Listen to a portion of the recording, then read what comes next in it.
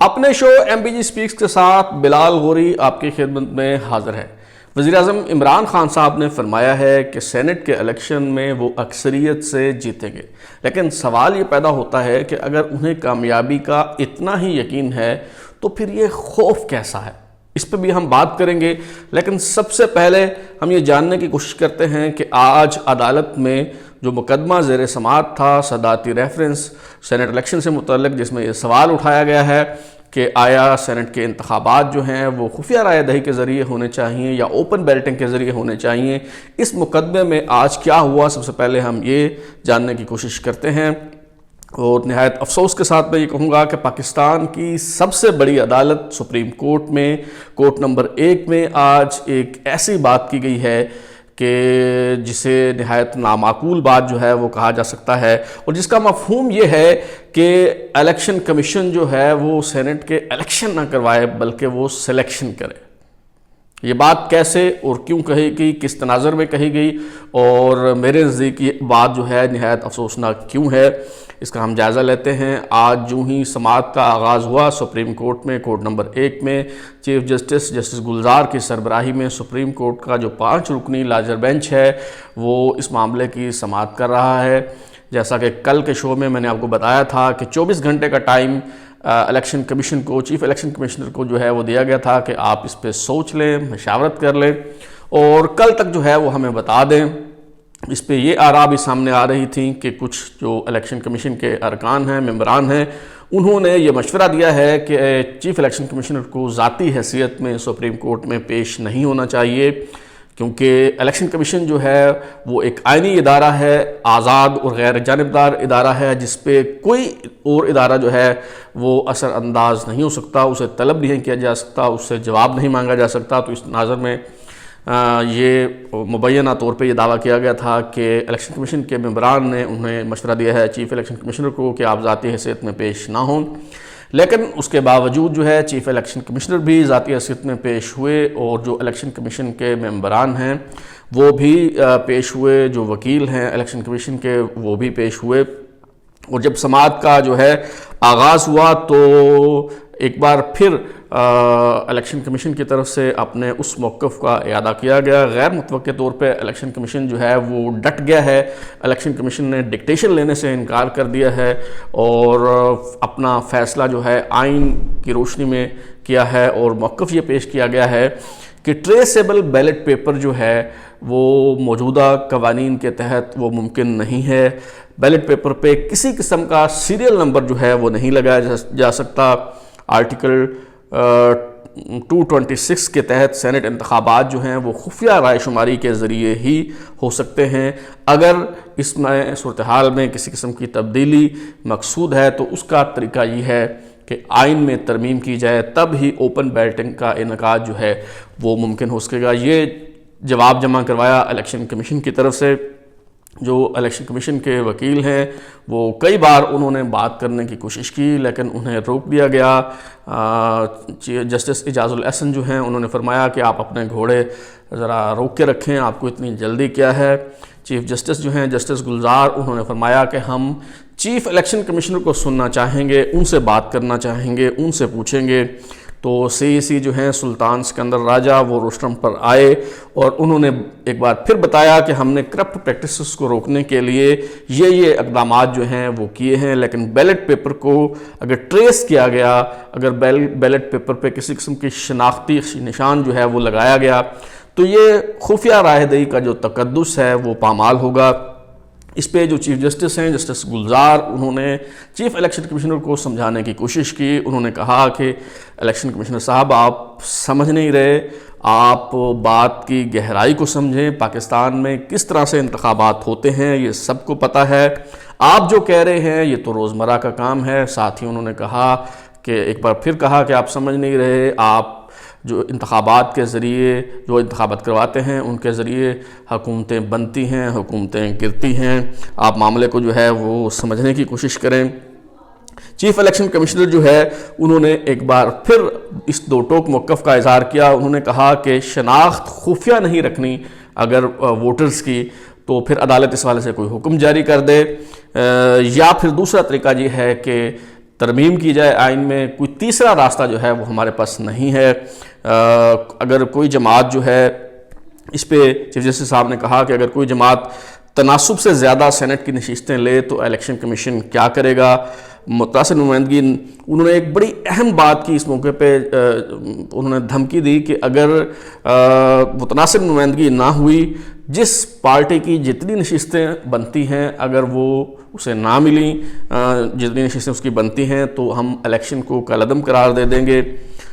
اس پہ انہوں نے ایک اور بات بھی کہی، اور انہوں نے چیف الیکشن کمیشن سے پوچھا کہ وطن پارٹی کا جو کیس ہے وہ آپ نے پڑھا ہے؟ چیف الیکشن کمشنر نے جو ہے کہا کہ نہیں، میں نے نہیں پڑھا۔ تو چیف جسٹس صاحب نے فرمایا کہ آپ نے پھر کیا پڑھا ہے، آپ سے کیا بات کی جائے؟ اس کیس میں جو پورا الیکشن کا نظام ہے اس پہ بحث کی گئی ہے، اس پہ بات کی گئی ہے۔ چیف الیکشن کمشنر کو وہ فیصلہ جو ہے ضرور پڑھنا چاہیے، لیکن ظاہر ہے کہ ہر شخص نے ہر فیصلہ نہیں پڑھا ہوتا۔ ایون جو لوگ قانون سے وابستہ ہیں، جو قانونی ماہرین ہیں، بعض اوقات ان کے ذہن سے بھی کوئی فیصلہ جو ہے وہ محو ہو جاتا ہے۔ جس طرح کے ایک بڑی لینڈ مارک ججمنٹ ہے جس کا میں نے پہلے بھی ذکر کیا تھا، کوئی اس کو کوٹ نہیں کر رہا، کوئی اس پہ بات نہیں کر رہا، حالانکہ سب جانتے ہیں کہ پاکستان کی جو جیورسپروڈنس ہے، پاکستان کی جو جوڈیشل ہسٹری ہے، اس میں ایک ہی ججمنٹ ہے جس میں جو جج صاحبان کا تعصب ہے، ان کا متعصب ہونا، اس معاملے کو جو ہے وہ ڈسکس کیا گیا۔ اگر چیف جسٹس صاحب کے پاس وقت ہو تو وہ اس ججمنٹ کو ضرور پڑھیں۔ یہ جسٹس حلیم جب چیف جسٹس تھے تو ان کی سربراہی میں سپریم کورٹ کا 12 رکنی بینچ فل کورٹ، اس نے یہ فیصلہ جو ہے وہ دیا تھا بائسنس کے حوالے سے کہ جج پہ اگر باعث ہونے کا الزام آئے تو اس پہ کیا کیا جانا چاہیے، کیا ہونا چاہیے۔ 12 رکنی یہ بینچ تھا جس میں بہت بڑے بڑے جج صاحبان جو ہیں، بڑے بڑے نام اس میں شامل ہیں۔ جسٹس شفیع الرحمان جن کا بڑا نام ہے جیورسپروڈنس کے حوالے سے، کئی تو جج صاحبان ایسے ہیں جو بعد ازاں خود چیف جسٹس بنے، جس میں جسٹس نسیم حسن شاہ شامل ہیں، جسٹس افضل اللہ صاحب ہیں، وہ بعد میں خود چیف جسٹس بنے، جسٹس سعد سعود جان جو ہیں وہ بعد میں قائم مقام چیف جسٹس بنے۔ اور یہ ججمنٹ کہتی ہے کہ بینچ میں بیٹھا ہوا کوئی ایک جج جو ہے اسی بینچ میں بیٹھے ہوئے دوسرے جج سے متعلق یہ فیصلہ نہیں دے سکتا، وہ بھی فیصلہ نہیں کر سکتا کہ میرے ساتھ بیٹھا ہوا جو فلاں جج ہے وہ باعث ہے، اسے اس فیصلے میں نہیں بیٹھنا چاہیے، یا کسی اور مقدمے میں جو ہے اسے فیصلہ نہیں کرنا چاہیے، بلکہ یہ فیصلہ جج صاحب جو ہیں وہ خود اپنے ضمیر کی روشنی میں کر سکتے ہیں، اور انہیں کرنا چاہیے کہ کیا وہ باعث ہیں یا نہیں ہیں۔ یہ جسٹس افتخار چودھری والا معاملہ دیکھ لیں، جب ان کے بیٹے کے حوالے سے ملک ریاض نے کچھ الزامات لگائے اور وہ کیس سامنے آیا، تو اس پہ ایک مرتبہ پھر یہ بحث ہوئی اور یہی کنکلوڈ کیا گیا کہ جج صاحب جو ہیں وہ خود فیصلہ کر سکتے ہیں کہ انہوں نے اس مقدمے سے الگ ہونا ہے، انہوں نے یہ مقدمہ سننا ہے یا نہیں سننا، کوئی اور جج ان کے بارے میں فیصلہ جو ہے وہ نہیں کر سکتا۔ بہرحال یہ تو سر راہ جو ہے وہ بات آ گئی، بات ہو رہی تھی سپریم کورٹ کی سماعت میں آج کیا ہوا اس حوالے سے۔ تو جب یہ چیف جسٹس صاحب یہ مکالمہ کر رہے تھے چیف الیکشن کمشنر سے، تو جسٹس عمر عطا بندیال نے بھی اس گفتگو میں حصہ لیا، انہوں نے بھی کچھ سوالات پوچھے، لیکن سب سے زیادہ تند و تیز اور تلخ جو سوالات ہیں وہ جسٹس اعجاز الحسن نے کیے، اور جنہوں نے کہا کہ واضح طور پہ انہوں نے کہا کہ ووٹ ہمیشہ خفیہ نہیں رکھا جا سکتا۔ انہوں نے یہ موقف اختیار کیا کہ ووٹ کی جو سیکریسی ہے اس کا مطلب یہ ہے کہ جب ووٹ ڈالا جا رہا ہے اس وقت اسے خفیہ رکھا جائے، لیکن ووٹ جب ڈال دیا گیا تو اس کے بعد اگر اسے ٹریس کر لیا جائے تو اس میں کوئی حرج نہیں ہے۔ انہوں نے کہا کہ ووٹ کی سیکریسی کا مطلب یہ نہیں ہے کہ ووٹ ہمیشہ جو ہے وہ خفیہ رہنا چاہیے، اور انہوں نے الیکٹرانک ووٹنگ کے حوالے سے بھی سوال اٹھایا کہ اس کو ٹریس کیا جا سکتا ہے، سراغ لگایا جا سکتا ہے، پتہ کیا جا سکتا ہے۔ تو پھر انہوں نے سوال اٹھایا کہ متناسب نمائندگی کا کیا مطلب ہے۔ جسٹس اعجاز الحسن نے فرمایا، انہوں نے کہا کہ متناسب نمائندگی کو کیسے یقینی بنائے گا الیکشن کمیشن؟ جس جماعت کی جتنی نشستیں بنتی ہیں اتنی ہی اسے ملنی چاہیے، اگر کسی جماعت کو کم نشستیں ملیں تو الیکشن کمیشن ذمہ دار ہوگا، صوبائی اسمبلی کے تناسب سے سینٹ میں نشستیں نہ ملیں تو یہ الیکشن کمیشن کی ناکامی ہوگی۔ بار بار اس بات کی تکرار ہوتی رہی۔ جسٹس اعجاز الاحسن صاحب نے بھی یہ فرمایا، جسٹس گلزار صاحب بھی فرماتے رہے کہ متناسب نمائندگی ہونی چاہیے، جس پارٹی کے جتنے ووٹ ہیں، جتنے نمبرز ہیں، جتنی سیٹیں اس حساب سے اسے ملنی چاہیے، اتنی ہی اسے سیٹیں ملنی چاہیے۔ اگر نہ ملی تو یہ الیکشن کمیشن کی ناکامی ہوگی، اور چیف جسٹس صاحب جو ہیں انہوں نے تو یہاں تک فرما دیا کہ اگر ایسا نہ ہوا تو الیکشن جو ہے اس کو کالعدم قرار دے دیں گے ہم۔ یہ باتیں جو ہیں وہ کرتے رہے۔ اس کے علاوہ جو ہے اس موقع پہ جب یہ متناسب نمائندگی کی بات ہو رہی تھی، جسٹس اعجاز الاحسن صاحب جب یہ فرما رہے تھے کہ جس جماعت کی جتنی نشستیں ہیں اسے اتنی ہی سینٹ میں نشستیں ملنی چاہیے، اگر نہ ملی تو الیکشن کمیشن جو ہے وہ ذمہ دار ہوگا، تو الیکشن کمیشن کے جو وکیل ہیں انہوں نے اس موقع پہ ایک اہم نقطہ اٹھایا۔ انہوں نے کہا کہ 20 آزاد ارکان بھی ہیں جو اپنی مرضی سے ووٹ ڈال سکتے ہیں، کسی جماعت کے ڈسپلن کے جو ہے وہ پابند نہیں ہیں، تو ان کا ووٹ جو ہے وہ بڑا اہم ہوگا۔ ساتھ ہی انہوں نے یہ وضاحت کی کہ اگر ووٹ دینے کی آزادی نہیں ہوگی ووٹر کو، اور تو پھر یہ الیکشن نہیں بلکہ سلیکشن ہوگی۔ ظاہر ہے کہ جس جماعت کی جتنی نشستیں ہیں وہ سب کو معلوم ہے، اگر اسی تناسب سے اسے سینٹ کی نشستیں آپ نے الاٹ کرنی ہیں تو پھر یہ جو پورا الیکشن کا پروسیس ہے یہ بالکل بیکار اور بے معنی ہو جاتا ہے۔ پھر اسی حساب سے آپ سیٹیں الاٹ کر دیں، لیکن تب یہ الیکشن نہیں ہوگا بلکہ سلیکشن کہلائے گی۔ لیکن آئین کہتا ہے کہ سینٹ کے لیے انتخابات ہوں گے اور خفیہ رائے دہی کے ذریعے ہوں گے، لیکن سپریم کورٹ میں اصرار کیا جا رہا ہے کہ اس پہ جو ہے الیکشن کمیشن موجودہ قوانین کے تحت ہی کوئی ایسا میکنزم بنائے کہ ووٹ کو ٹریس کیا جا سکے۔ اگر کوئی کسی پارٹی کا سربراہ یہ جاننا چاہتا ہے کہ اس کے کسی رکن اسمبلی نے جو ہے اس کی منشا و مرضی کے خلاف ووٹ دیا ہے تو اس کو ٹریس کیا جا سکے، پتہ جو ہے وہ لگایا جا سکے۔ اور یوں ظاہر کیا جا رہا ہے کہ جیسے جتنا یہ جو انتخابی عمل ہے یہ سارا فیک ہے، یہ سارا فراڈ پہ مبنی ہے، اور پیسوں کے ذریعے جو ہیں وہ الیکشن جیتے جاتے ہیں، اس میں کوئی شک نہیں ہے، کوئی شبہ نہیں ہے۔ ہارس ٹریڈنگ ہوتی ہے ہمارے ہاں، بہت بڑے پیمانے پہ ہوتی ہے، باقاعدہ بولیاں لگتی ہیں، ریٹ لگتے ہیں۔ اٹارنی جنرل صاحب جو ہیں خالد جاوید خان، انہوں نے آج کی سماعت میں یہ بتایا کہ لوگ پیسے لے کے اسلام آباد میں بیٹھے ہوئے ہیں، باقاعدہ ریٹ طے ہے کہ پیسہ اگر دبئی پہنچانا ہے تو اس کا الگ ریٹ ہوگا وغیرہ وغیرہ، یہ ساری باتیں انہوں نے کی۔ لیکن اگر یہ ساری باتیں معلوم ہیں اٹارنی جنرل صاحب کو، حکومت کو ان باتوں کا پتہ ہے، تو اس پہ کوئی کارروائی کیوں نہیں کی جاتی؟ بجائے واویلا کرنے کے سپریم کورٹ میں جا کے یا الیکشن کمیشن کو یہ کہنے کے کہ جی آپ اپنا ووٹ طریقہ کار بدلیں، وہ لوگ جو یہ لین دین کر رہے ہیں ان کے خلاف کارروائی کیوں نہیں کی جاتی؟ دوسری بات یہ ہے کہ ایسا نہیں ہے کہ جتنے بھی لوگ اپنی پارٹی کے ڈسپلن سے ہٹ کے ووٹ ڈالتے ہیں وہ سارے کے سارے انہوں نے پیسے پکڑے ہوتے ہیں، رشوت لی ہوتی ہے، اور وہ ہارس ٹریڈنگ کے تحت ہی وہ اپنے ضمیر کا فیصلہ کرتے ہیں۔ ایسا نہیں ہے، اس میں بڑے لوگ ہوتے ہیں جو پارٹی سے ناراض ہوتے ہیں، جن کے گلے شکوے ہوتے ہیں، اور ایسے موقعوں پہ وہ اپنے گلے شکوے کا اظہار کرتے ہیں۔ کچھ لوگ ہوتے ہیں جن کی ذاتی وابستگیاں ہوتی ہیں، جن کی کچھ کمٹمنٹس ہوتی ہیں، اس کے مطابق جو ہے وہ ووٹ ڈالتے ہیں۔ بعض اوقات وہ پارٹی کا جو ڈسپلن ہے اس کو وائلیٹ کرتے ہیں، وہ اس کو پارٹی کے امیدوار کو ووٹ نہیں ڈالتے، کسی اور کو ووٹ ڈال دیتے ہیں۔ لیکن اس کا مطلب یہ نہیں ہوتا کہ ہر وہ بندہ جس نے اپنی پارٹی کے فیصلے کے برخلاف ووٹ ڈالا ہے اس نے پیسہ پکڑا ہوا ہے۔ اور پھر یہ جو پیسے تقسیم کرتے ہیں کسے نہیں معلوم کہ یہ پیسہ کہاں سے آتا ہے، کون تقسیم کرتا ہے، یہ سارا جو عمل ہے سیاسی بندوبست کا، اس پہ کس کی اجارہ داری ہے۔ اور اس میں سب سے اہم ترین بات یہ ہے کہ آج سپریم کورٹ میں یہ ساری باتیں ہو رہی ہیں، کل کو جب یہ منڈی لگی ہوئی تھی 2018 میں، جب یہ ایک مخصوص جماعت کو جتوانے اور دوسری مخصوص جماعت کو ہروانے کی کوشش کی جا رہی تھی، جب اپنی مرضی کے لوگوں کو لانے کی کوشش کی جا رہی تھی، تو اس وقت سپریم کورٹ کہاں تھی؟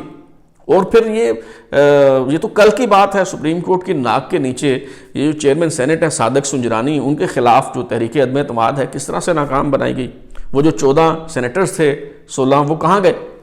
کس کو معلوم نہیں، اور وہ کس کے کہنے پہ انہوں نے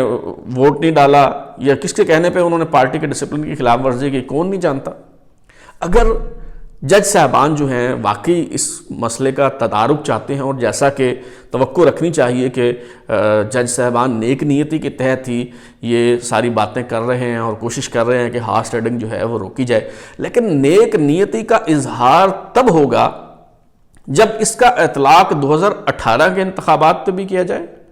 اور اگر اس پہ نہیں کر سکتے تو کم از کم یہ تو کل کی بات ہے کہ چیئرمین سینٹ کے خلاف جو تحریک عدم اعتماد پیش ہوئی اس میں 64 ارکان نے کھڑے ہو کے ہاتھ اٹھا کے انہوں نے جو ہے وہ تحریک عدم اعتماد پیش کی چیئرمین سینٹ کے خلاف، تو کم از کم وہ جنہوں نے اکثریت کے فیصلے کو اقلیت میں بدلا، کم از کم ان کے خلاف تو کارروائی کریں۔ کم از کم یہ جو آپ کی رائے ہے اس کا انطباق اور اطلاق جو ہے اس فیصلے پہ تو کریں۔ یہ جو کل کی بات ہے زیادہ دور کی بات نہیں ہے۔ دوسری اہم ترین بات یہ ہے، جیسے میں نے شروع میں کہا کہ وزیر اعظم عمران خان صاحب فرما رہے ہیں پورے وثوق کے ساتھ، وہ یہ بات کر رہے ہیں کہ ہم سینٹ کا الیکشن جیتیں گے، اکثریت حاصل کریں گے، اور اس میں کوئی شک و شبہ نہیں ہے، ہمیں کوئی مسئلہ نہیں ہے۔ اور وہ کہتے ہیں یہ اپوزیشن والے ہی بعد میں رو رہے ہوں گے، پہلے انہوں نے یہ بھی فرمایا۔ بات یہ ہے کہ جب وزیر اعظم عمران خان صاحب کو اتنا ہی یقین ہے، اتنا ہی اعتماد ہے کہ ان کی پارٹی جیتے گی اور ان کے لوگ ادھر ادھر نہیں ہو رہے، تو اتنا خوف کیوں ہے؟ مشلیں لے کر یہ غلام بھاگتے کیوں پھرتے ہیں؟ وہ یہ کیوں سمجھ رہے ہیں کہ آسمان جو ہے وہ زمین پہ گرنے والا ہے؟ آخر یہ ماجرا کیا ہے؟ اور وہ معاملہ جو اور کسی کو سمجھ نہیں آ رہا، جو چیف جسٹس صاحب جو ہیں، جسٹس گلزار صاحب، وہ چیف الیکشن کمیشن کو سمجھانا چاہ رہے تھے کہ بھائی آپ معاملے کی نزاکت کو، معاملے کی گہرائی کو سمجھنے کی کوشش کریں، تو یہ گہرائی دراصل ہے کیا جو عمران خان صاحب کو سمجھ آ رہی ہے باقی لوگوں کو سمجھ نہیں آ رہی؟ آخر مسئلہ ہے کیا؟ میں عرض کرتا ہوں، مسئلہ یہ ہے